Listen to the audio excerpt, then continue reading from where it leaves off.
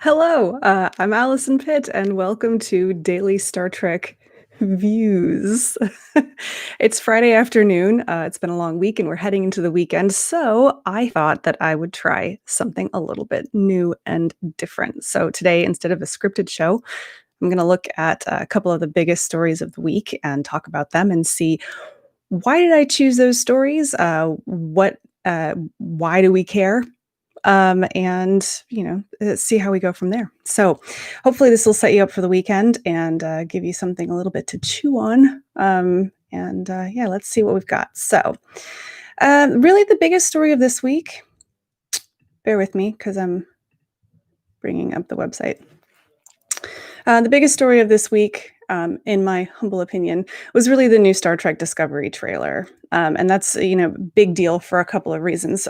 It's way overdue. If you think back to BP before pandemic, we were kind of expecting that Star Trek Discovery was going to premiere in May-ish, if I recall correctly. Very early on at the Picard premiere back in January, Heather Caden said that both Star Trek Discovery and Lower Decks were going to be ready by May, and so we were kind of expecting, maybe a summer thing, maybe an early fall for Star Trek Discovery. And I know that Mike McMahon has said that because of how everything changed, they had to move Lower Decks forward. So I suspect that Discovery was actually meant to be earlier, and then Lower Decks was going to come after that. Anyway, so we've been waiting and waiting and waiting, and we've had lots of stories from Jeff Russo about how they're doing the score remotely, and we've heard from their editors about how they're trying to do special effects like on their computers from home. And all we've had since, oh my God, I want to say since last Comic-Con. So we're talking July of last year. The only thing that we've had has been that one trailer, one teaser trailer. Um, and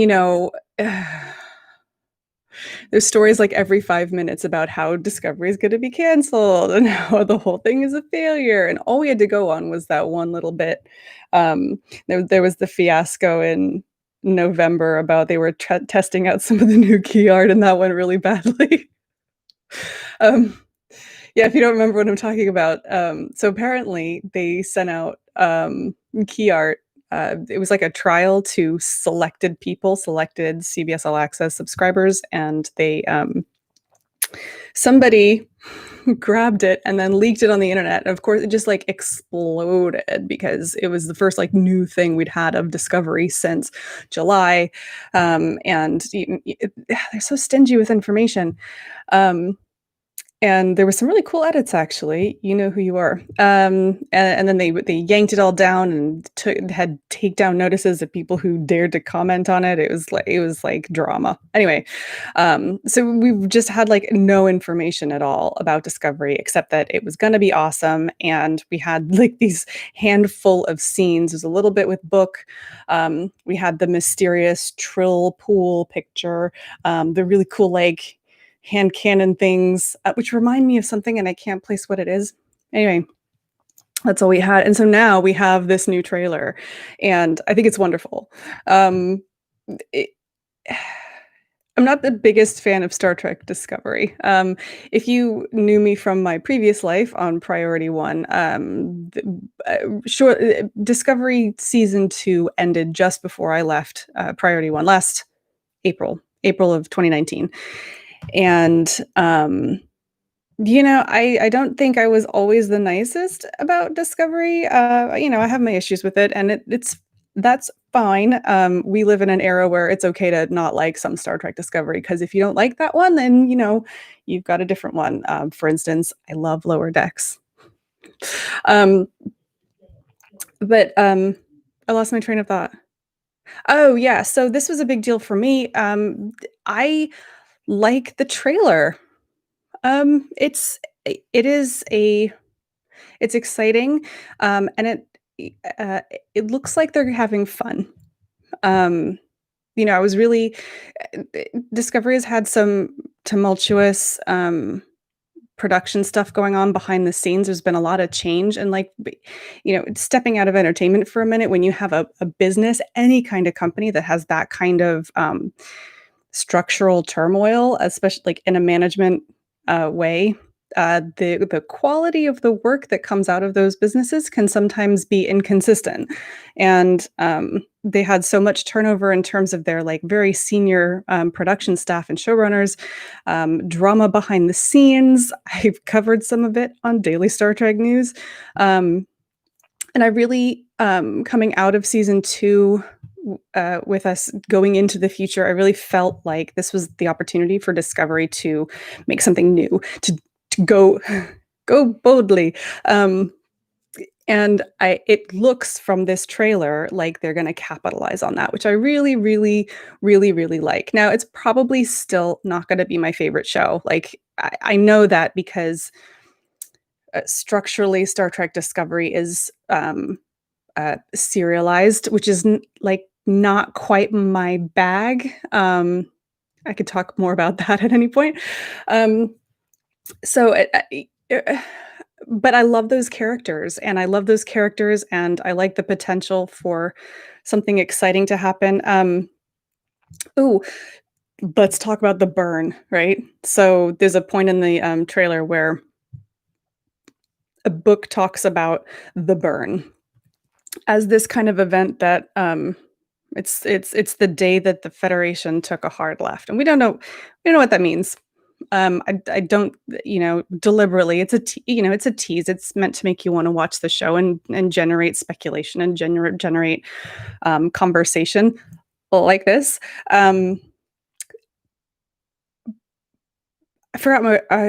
lost my train of thought. I was talking about the burn. Um, yeah, I'm excited to see. This is like a new event that's going to happen, and I'm what looks like in the trailer, something very serious has happened, but it doesn't look like the thing that I feared. Okay, backing up for a second. The thing that I feared was that we were gonna arrive in 3188, and the Federation will have collapsed in upon itself, and it will have been this big, huge social experiment that failed, which feels like it's hitting a little close to home being an American right now. I was really hoping that that wouldn't happen because, okay, so I grew up on TNG. I love TNG, and it showed us a future that was possible. It was inspirational, aspirational, and it was a given. So there are inconsistencies. We can get into that on another day, but it presented a future in which the Federation was a success. It showed us a blueprint for a successful future when people were equal, when we had prosperity, but for the most part, we were in a really good place as a species and as an organization or whatever, however you want to call it. I was worried that we were going to get to Discovery and they were going to undo all of that. That would have, well, okay, we haven't seen it yet. It implies that it's some kind of catastrophic event, which I don't want to say like I hope that's what happened, but it will be devastating to me personally if we get to 3188 and it turns out that the Federation just failed. Um, that would be soul crushing. I don't even want to talk about it. So yeah, let's hope for a cataclysmic disaster. But my point being is that uh, despite this cataclysmic whatever thing that happened and the collapse of the Federation, and we don't know what's going to happen, and it kind of looks bleak. I mean, Discovery has crashed. Burnham is on her own, up to a point. It looks like more fun. They look like they're a cohesive family, a crew, and even down to I made a comment on Twitter the other day that it looks like Discovery is going vaporwave because, the whole first and second season, the artwork for Discovery was like dark and hard and, chiseled and gritty and very, dark, which is, like, not my thing. If you know me at all, dark and gritty is really not my thing. And then all of a sudden, we've got new logo, right off the bat, that's like, it's incredibly symbolic, let's say. And then the color, this beautiful shifting nebula behind the logo, it's colorful. Michael Burnham laughs in the trailer, which is just such it's wonderful to see because we really had 2 seasons of her looking worried the whole time. You know what I'm talking about because it's what she looks worried all the time. But then that was consistent because that's the it was all very, very serious. The whole universe was at risk twice. Um, Now, we have a goal in mind, and it looks like they're gonna pull together, and they acknowledge that they love each other, and they have this crew, and it's gonna be fun, and there's a little bit more, um, fun action rather than just, like, super, super serious drama all the time. Um I am really hoping sorry, slight tangent. I am very much hoping that we see an example of a healthy relationship between Michael Burnham and Book. I mean, what did what do they say at the end of Speed? Like, relationships forged, like, under strain are not good. I can't somebody remember the quote for me, but, so I don't know about that, but, I think we can all agree that her relationship with Ash Tyler was problematic. So it was nice to see, Michael Burnham, you know, leaning in for a kiss there at the end. Uh, yeah, so the Discovery trailer, I still like I said at the beginning of this little rant, I'm still not sure whether it's gonna be for me, but, I know that a lot of people really, really love it, and I'm really pleased to see the promise of something that is, a little more fun, maybe a little bit more lighthearted, coming out of the Star Trek franchise. That's a really, really big deal for me. So, all right. Um, oh, hello. We have a couple people in the chat. So, hello to John and to Wes. Let me have a look at what you guys have said.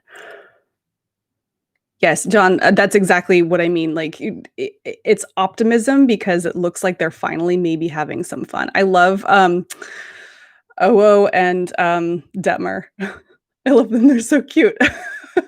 They're such good friends. It's wonderful. Um, and Wes, no, I haven't seen Andromeda. I should because it's on Pluto TV. And it's free. So I should definitely go and check that out.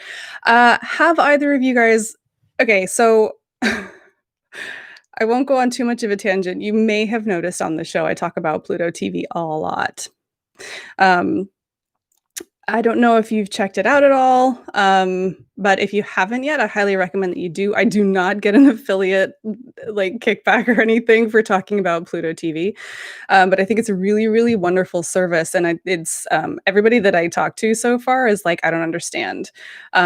It's for cord cutters, and I think, we're at the point now with technology where, like, you're either a cord cutter and, like, you totally get the cord cutting thing or else you really don't understand it at all. For context, I haven't had cable or, like, any kind of television subscription service since, uh, God, I don't at least 2015, and before that, it was, Freeview. So, I used to live in the UK, and they have a digital Freeview service, so it's free, but you have to have a digital set-top box in order to receive the signal, and, when I was in 2015, I moved from one house to another, and the new house only had Sky satellite television hookup, and I was really not gonna pay for Sky, so I didn't, and I was like, "I have no television at all," because it had no aerial, so I couldn't receive any of the Freeview signal. So I bought an Apple TV, and I think we had an Xbox too. Um, And so between the Xbox and the Apple TV, I streamed everything, and I really haven't looked back since. Cable seems to me to be an incredible waste of money. Sorry if anybody's like a super cable fan. Anyway, one thing, like the experience that I really, really missed, I'm showing my age. One experience that I've really, really missed is that idea of, like, flipping on the TV and you don't know what you're gonna get, right? Like, you flip on your favorite channel and it's gonna be a reruns of something. It's like, toss up between Golden Girls and Quantum Leap, I don't know. I have been missing that thing where you don't have to choose. Because we've all done it. You sit down in front of Netflix and you spend 2 hours trying to find what you're gonna watch on Netflix, and, like, your whole evening's gone, and you're like, "How do I not have time to do anything?" Because you've spent the whole time, there's so much choice and you have to pick something. When you cut the cord, there's not you have to choose. You have to log on to Netflix to go and watch something. You have to open up your Hulu app and then choose something. I mean, maybe it's in your watch list, but it's still you have to choose it. Pluto TV gives you that retro, I don't know, it gives you that experience of just like it's broadcasting, but it's digital. So you don't have to have a cable subscription. You don't have to have an aerial. I actually do, but the reception is terrible as you'd expect. And Pluto TV just isn't that at all. It's free. They have all sorts of weird specialty channels, and of course they have a Star Trek channel now. And if you haven't been to it, just go check it out. It's like this weird thing that I've really enjoyed doing in the last couple of months, or I guess it's about the last month or so when they've had Star Trek on there, is you flip it on and you flip to the Star Trek channel and you don't know what's gonna be on. They're not going in order. Sometimes, they skip around a lot. It's only TNG, but, like, I forget which one was on. It was the one where Worf had to go to Kronos to defend his brother or to defend his dad, and then I can't remember what it was. It was not an episode that I would have picked, but there it was, and, it was just fun to just sit down and watch it, and it was really they also have ad breaks where the ad breaks used to be. So, it's very cool, and if you haven't, checked it out, you should definitely, definitely go check it out. Right. Wes, yes, Pluto TV is awesome. Agreed.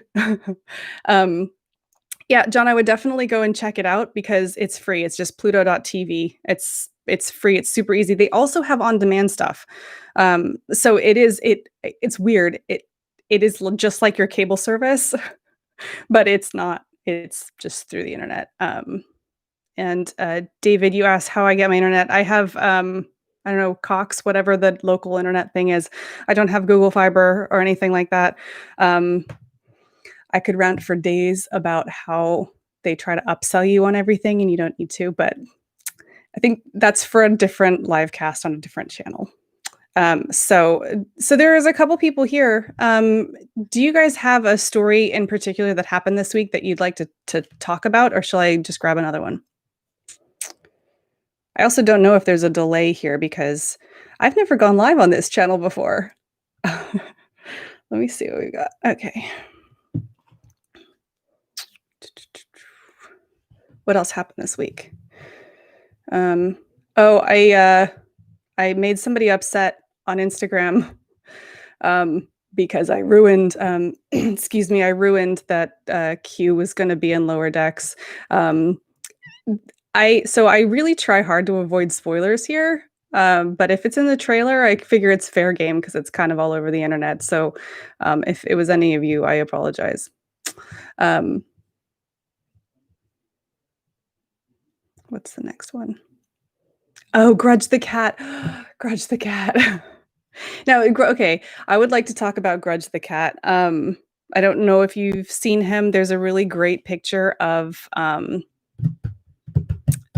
David Ajala with just a big cat around his neck, and it's clearly a publicity stunt.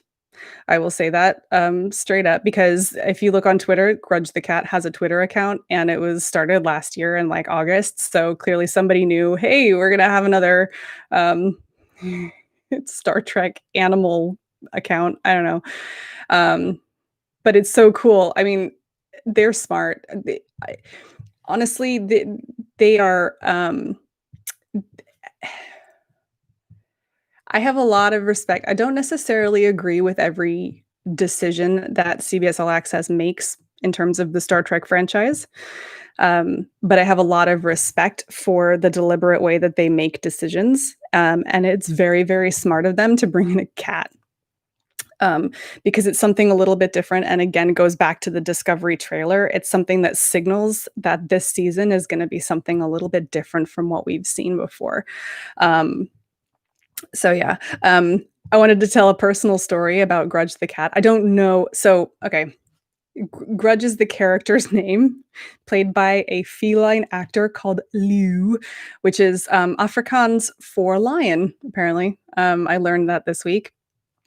Also, Liu is a brown classic tabby Maine Coon cat. And I know that because I used to show cats um, way back in the day when I was knee-high to a grasshopper, as they say. Yeah, I used to show cats competitively with my family. We used to travel all over the country, and we raised Maine Coons. So I feel very hipster right now because I'm like, I liked Maine Coons before they were cool.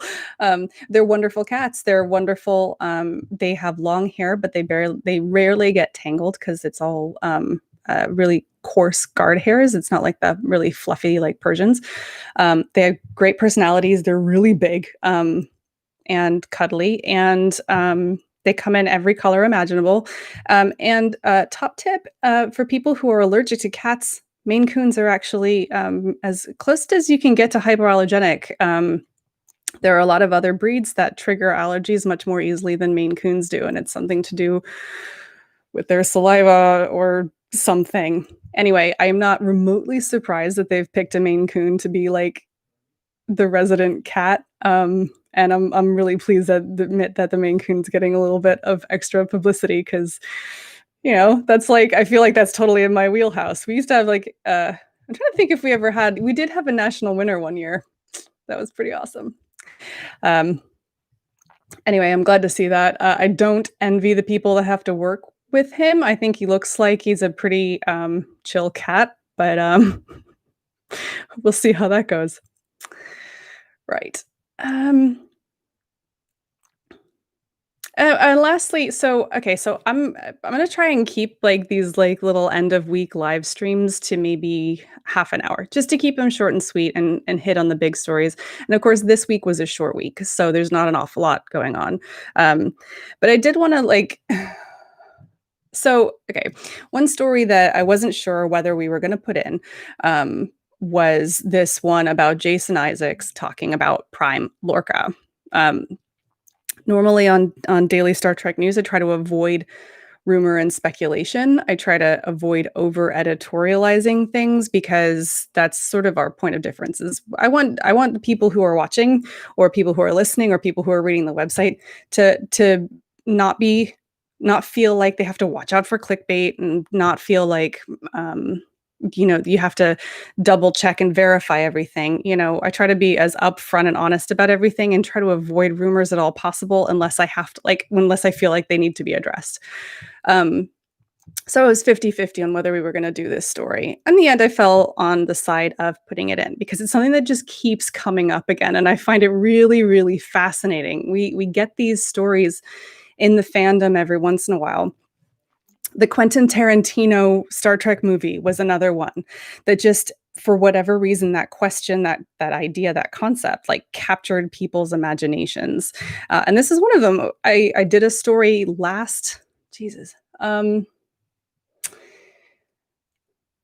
Star Trek Las Vegas last year. So the beginning of August in last year, there was a panel at STLV with Jason Isaacs, Kenneth Mitchell, and Jane Brooke, and there's some pictures somewhere on the website if you go and search for them.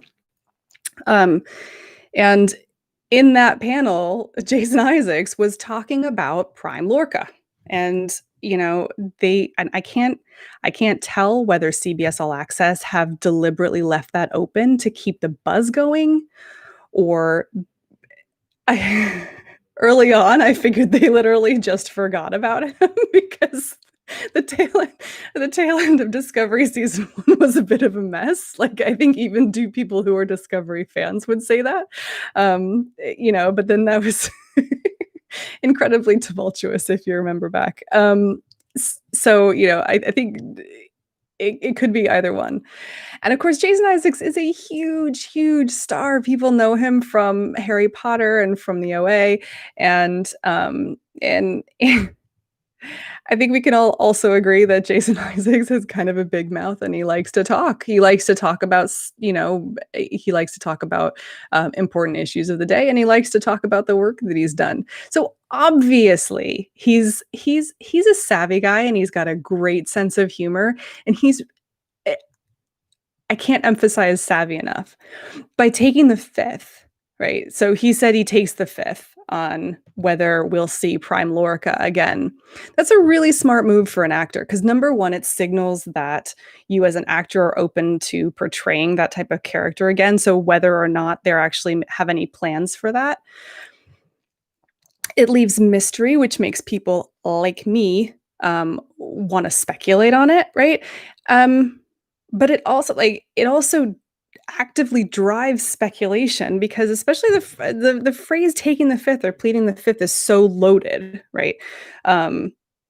Because the Fifth Amendment, of course, is you don't have to incriminate yourself. So if you take the fifth, if you say you're taking the fifth, that implies by its very nature, if somebody asks you a yes or no question, you say, "I take the fifth," it implies that the answer is one thing or the other, right? So by him saying, I plead the fifth here, it implies that he knows that he's going to be definitely in Star Trek. And of course, we don't know. Because of that, you probably won't find me talking too much about this story until there's a statement from somebody or I will occasionally use sources, trusted sources like Deadline Hollywood, or the Hollywood Reporter, something like that, but they actually have inside information. But it is complete and pure speculation. The news here is that Jason Isaacs likes to stir it up. That's it. He's smart. He knows. Personally, don't tell anyone. Personally, I would love to see Prime Lorca back. If they do that, please, for the love of God, stick it in one episode and don't make it like a whole season because that would be a little much. But I would absolutely love to see that. I think they could tell some really interesting stories, especially because of this idea, which I don't feel was quite fleshed out in Discovery as much, but this idea that the mirror universe is supposed to be the opposite of us. Now, I could rant about that. I don't think that in general, the Discovery version of the mirror universe is that black and white, for lack of a better word. I don't think that it didn't seem like it was like total opposites. I mean, there were almost no goatees at all. But it still raises some really interesting questions about what Prime Lorca was actually like. Because number one, people believed Mirror Lorca. And Mirror Lorca didn't know Prime Lorca, probably. So how would he know about what Prime Lorca was like enough to impersonate him in order to convince people that it was him? I mean, we all saw the episode where he got together with Admiral Cornwell. And she didn't know. So it couldn't have been such a huge difference in personality. But it introduces questions that would be really interesting to see addressed, especially because if we saw Prime Lorca, we don't know whether he knew that there was a Mirror Lorca because we don't know where he's been. So the only people that know about Mirror Lorca basically were the people on the ship at the time. So anyway, I can totally understand why the fascination and why people keep asking him that question. And it'll probably pop up on the show from time to time. But normally we try to stay away from speculation because I want you guys to be able to trust the information that's coming out. So anyway, right. I'm going to have a look real quick at the chat. Wes, yeah, the last 2 episodes of season 1 are bizarre. They are bizarre. I don't know if you remember, that season was originally gonna be 13 episodes, and then they had to extend it to 15 because they basically couldn't make it fit, but then that was the season where we had Brian Fuller, and then Brian Fuller left, and then it was, Aaron Byers and Gretchen Berg, and then they were having trouble in the writers' room, and then it was just like a mess. I'm quite happy for all that drama to be done, and it looks like with Michelle Paradise and the rest of the team, it's gonna be a little bit more stable for season 3, so fingers crossed. Um, yeah, a recurring character would be good. I do think a really good one is, Strange New Worlds. Section 31, whatever that ends up being, could be interesting as well, especially because, um, if somehow Georgiou gets back and whatever, because she knew Mirror Lorca, it'd be interesting to see how that played out. But yeah, I think that for me, I would love to see him on Strange New Worlds. Because we've already been told that Strange New Worlds is going to be episodic and a lot more sort of bits and pieces, and I think that would be a really cool, like, contained story to watch. So, but yeah, we'll see. We'll see. Um, an upsetting lack of goatees. Yes. Oh, I forgot about Mirror Sarek. That's right, 'cause it was the all those people, it was Sarek, and there was an Andorian and a Tellarite? I honestly, I can't remember, it was so long ago now, but yeah. And oh, hey, Lewis. Um, Section 31 show is a time-traveling James Bond show. Oh, that would be interesting 'cause, so I never watched, Enterprise, and isn't it in Enterprise where we get Section 31 and we get, because I'm thinking of the Star Trek Online version where we get, Daniels is the time traveler, and he does a lot of stuff going back and forth to the way far future and then the past. So I hadn't thought about that, but that's a really interesting way that we could, 'cause oh, Section 31 came from DS9, okay. Um, I have been trying to figure out, because the whole point of the Section 31 show is that it's fronted by Michelle Yeoh, who is in the future. But Section 31 is not supposedly a future show. It's supposed to be set back in Discovery's timeline, because I thought, oh, it's been so long since I've looked this up, but I thought that what's his name? Shazad Latif, Ash Tyler, was gonna be in Section 31 too. So there's gotta be either Georgiou is gonna make her way back to the past, or we're gonna have some kind of time traveling something. I don't know. Anyway, that's getting way, way into speculation because we know nothing about Section 31 yet. We know theoretically it's being written because, God, they can't do anything else right now, so they're writing a lot. But we really haven't had any more information about Section 31, so I don't know.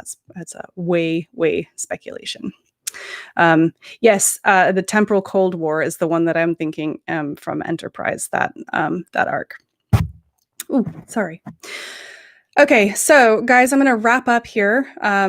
But I just want to say thank you so much for tuning in. This was a very big experiment. I wasn't sure at all whether technologically it was going to be able to work or what the deal was. So I really appreciate you coming on and chatting and keeping me company. That's wonderful.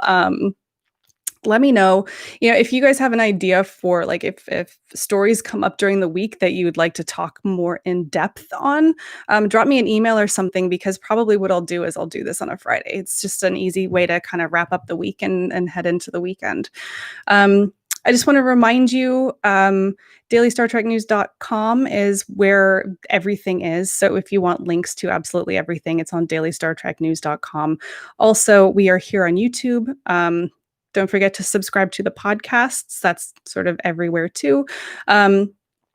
Social media is at Daily Trek News. You can find us on Twitter or Instagram or Facebook if you're on there, although I really don't interact on Facebook. But it's there in case you want to follow the stories of the week. We also have the daily Star Trek newsletter. So if you don't mind getting a daily newsletter, all the stories for each day go in there, and that's just sort of deposits in your inbox every morning. So that's dailystartreknews.com/contact if you want to if you wanna sign up for that, and I just need your email address, and I don't sell it on or anything like that. So, um, alright, I'm gonna head off. Thank you again so much for joining in, and I hope that I will see you well, I'll see you on Monday with the show, and then, hopefully back here again, next Friday for another chat. Alright, wait, I'm gonna do the thing.